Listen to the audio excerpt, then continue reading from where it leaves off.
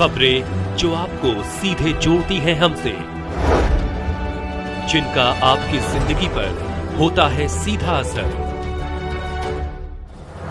खबरों की वही तस्वीर,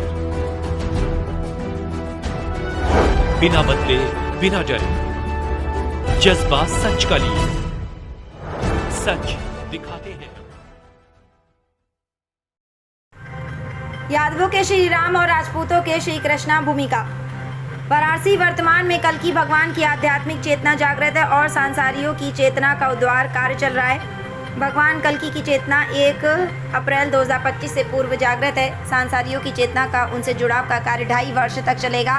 सनातियों की चेतना का जुड़ाव का कार्य मुख्यतः 1.5 वर्ष अर्थात 30 सितंबर 2026 तक और उसके बाद गैर सनातियों की चेतना का कल्कि भगवान से जुड़ाव कार्य चलेगा। ये भी ज्ञातत्व हो कि वर्तमान में कलयुग या दैत्य युग समाप्त होकर आदित्य युग चल रहा है। आदित्य युग पूर्ण होने के बाद सत्य युग शुरू होगा।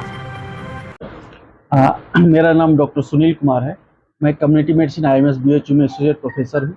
मैं अध्यात्म और स्वास्थ्य के विषय पे 15-20 सालों से कार्य कर रहा हूँ और इसमें जो बात हमारे ध्यान में आई है समाज के हित में, वही बात मैं आपसे शेयर करना चाहता हूँ। आज आपने प्रेस वार्ता किया है, इसका क्या पर्पस है, क्या उद्देश्य?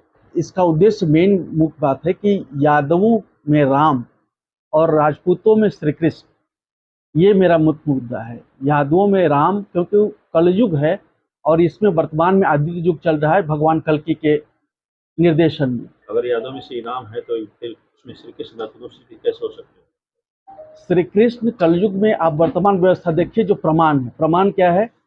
मथुरा से भगवान गोविंद देव के रूप में जयपुर गए हैं और श्रीनाथ जी के रूप में उदयपुर गए हैं, श्रीनाथ जी के रूप में। अजमेर में आप पुष्कर में ब्रह्म रूप में हैं। तो ये सभी राजपूत बहुल क्षेत्र हैं और क्षत्रिय राजा थे, सूर्यवंशी क्षत्रिय राजा थे। कृष्ण भी द्वापर में जब शरीर छूटा तो जगन्नाथपुरी गए, वहाँ के राजा भी सूर्यवंशी क्षत्रिय हैं। इसलिए मैं कहता हूँ कि राजपूतों में श्री कृष्ण वर्तमान में मान्य है, उनके लिए निर्धारित है, उनका पंथ है।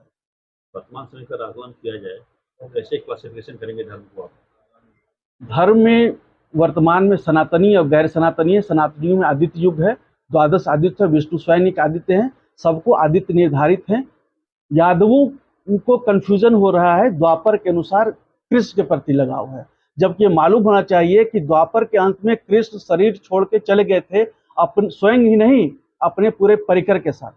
तो उनमें जीन किसका है? उनमें जीन है बलराम का, जो मल्ल युद्ध करते हैं। वर्तमान में यादवों की प्रकृति उनसे बहुत मिलती है, इसलिए यादवों में राम है, बलराम के रूप में, परशुराम के रूप में, जय श्री राम के रूप में।